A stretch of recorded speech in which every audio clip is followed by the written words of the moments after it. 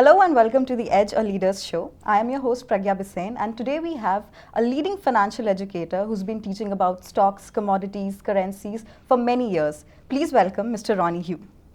Thanks so much for that warm welcome, and I'm happy to be here as well. It's a pleasure to have you here, sir. And I think in today's day and world, it's very essential for everybody to just navigate the financial market by themselves. And I have a set of questions for you just to help our viewers understand this better. Well, I'd be happy to help you with that. Well, to begin with, just tell us about your job and why you love it so much and what is so exciting about doing what you do. Well, for the most part, the financial markets, for me, it makes it very connected to the future, the present, and more importantly, the economic, environment that you're in. And that's probably for the layman, that'd be the biggest advantage. As far as a trader, it's still all about the money. I'm not going to lie.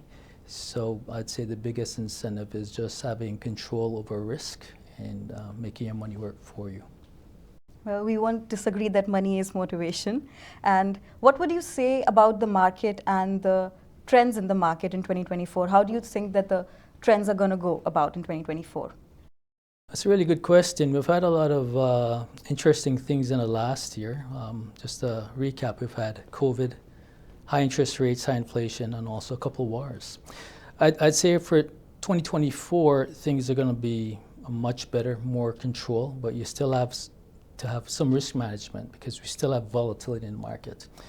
Specifically, I'd say interest rates, we've been, I'm going to say, informed by the bond traders and also Powell that we should have around 3 to 5 rate cuts. So that should be good for mortgage holders. And generally, the business should be, they should benefit from that. As far as the stock market goes, I'm finding that you really have to be a stock picker's, it's more of a stock picker's market. We've got a lot of interest in the techs right now, specifically with the semiconductors. However, I'm finding that generally speaking, most stocks are sideways to down, especially short term. And what would you say about the Canadian mutual funds? What would you say about the Canadian market in 2024? I have to be careful how I answer this because I am in Canada, but I'm going to say this much.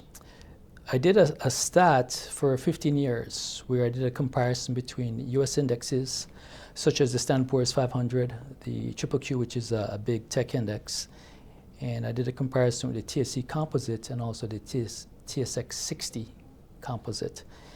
And unfortunately, I hate to say this, but I would probably encourage people to be out of Canadian mutual funds and go towards US indexes, and specifically index funds. It's interesting that you say that. So do you think there is a secret formula to making money in like the falling markets? And if there is so, then how does one go about it? Well, we have what we call hedge fund managers, and they're the ones who actually have the ability to short the market.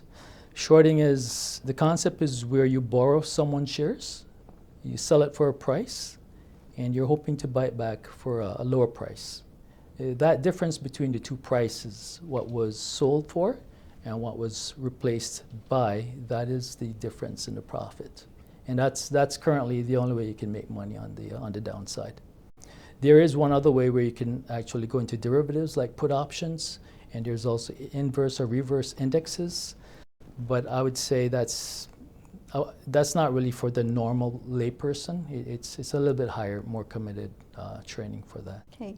You mentioned short-term trading and long-term investments as well. So what do you think is the most important part one should keep in mind while investing long-term or just even short-term trading? I would say because most people have full-time jobs and full-time responsibilities and distractions, I would recommend most people to be in index funds, something like Standard & Poor's 500. If you have a little bit more, I'm going to say risk tolerance, you could use the QQQ index. QQQ index is what we call a growth fund. It's about 100 of the biggest growth stocks in the US. That would be my recommendation to my grandma. For short-term traders, it's going to be a full-time job, whether you're swing trading or day trading.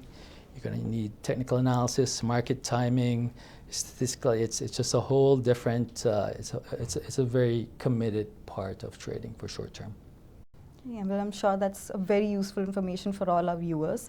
So, for just beginners and for novice investors, what would you say is the most important thing about a stock? Most important thing for stock and almost any investment would be risk management. One of the things that people are not aware of is that you can actually buy insurance for your stock.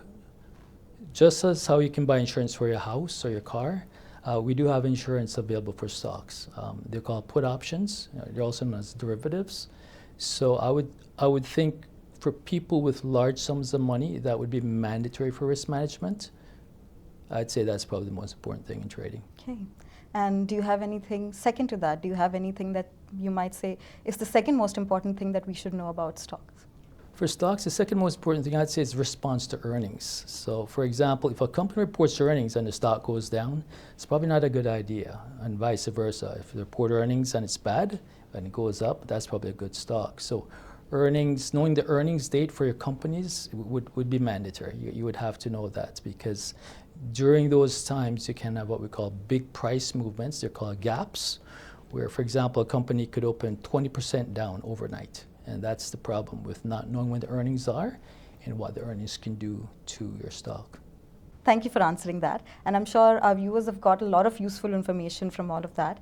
Do you have any advice for beginners, and do you have any advice for novice investors who are just navigating their way to just investing and just starting investing? That's a good question. As an educator for the financial markets, one of the things that I do with in classes is we do a lot of simulated trading. I'd say for an investor, you would need a process of risk management, a process for screening, that would be finding a stock or a trend. And the second part is just going through the process of doing trading. So simulation of trades would be part of the process as a beginner. Okay. Would you mind just simplifying in terms for people, for beginners, and what do you mean by simulation of earnings and simulations? One of the things that we have available to us now is that we can have what we call theoretical portfolios. So you could have, just fake money, and you would be able to trade with that.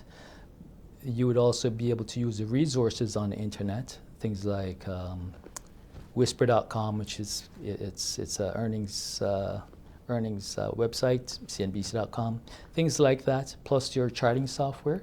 So combining all the resources that you have with a process, a proven process, that would be a good place to start. And that's what I would encourage people to do before they use real money. One of the things that I have to do with knowing a trader is from his results or her results. So I usually have them trade a very large sample of trades, not like 5, but like maybe 500, because we really need a large sample for me to have an idea if you know what you're doing, and that's part of the class. One of the requirements that I've been asked for is our take on cryptos.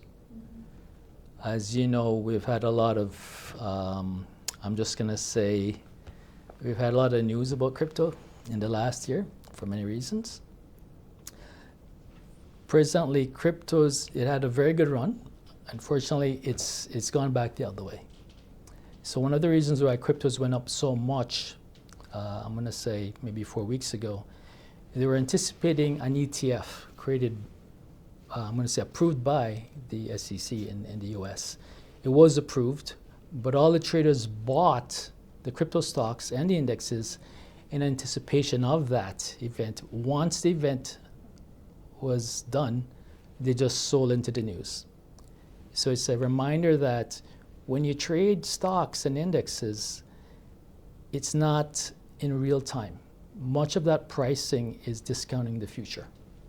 That's very important to know, because most people, they're going to look at the current and the past, but traders don't trade in the current or the past. They actually are trading in anticipation of the future. No, I agree with you that it's the latest trend that everybody's starting investing in crypto without realizing much that if it's going to give them gains or not. So do you have any advice for people who are actively investing in crypto right now? I would say don't. The volatility and to To control and manage a crypto account, a crypto trade, the volatility is the highest volatility in all the stocks. So we measure volatility by something called beta. So beta is, they do a comparison with a stock's move compared to, say, the Standard & Poor's 500. So let's say Standard & Poor's 500 beta is 1. Let's say Mara Technologies is 5. It means that Mara is going to move 5 times as much. So if SPY moves 2%, Mara is going to move 10. Unfortunately, it's a double-edged sword. If SPY goes down 2%, Mara is going to go down 10. So it's really good when it's good. It's really bad when it's bad. I've traded cryptos myself, and the only way I was able to trade cryptos was with buying put options, risk management. They're so volatile. It's not the thing I would recommend for people to start with or to consistently trade, because it's also very news-oriented. It's also very event-oriented. And for people who want to get into trading, for young people who are just out of college and want to get into trading, what would you say should be the first step that they need to take in this direction, in this journey? I think the first step we should take is open an account, say $1,000. I wouldn't do more than that. Find the resources, take some classes from proven traders. Don't spend too much money on training, because I've found that not a lot of people are cut out for trading. Well, that's lots of useful information for our viewers. And if they had to find you, if they had to reach out to you to learn more about this and just navigate their way in the industry, how can they do that? You can reach out with my email. It's ronniehugh8@gmail.com. And I also have a good contact with the Leaders Edge as well. Well, thank you so much, Ronnie. It was a pleasure talking to you today. Thank you so much for joining us today, everybody. And stay tuned for the next episode. We have many more leaders who share much more insights in the industry.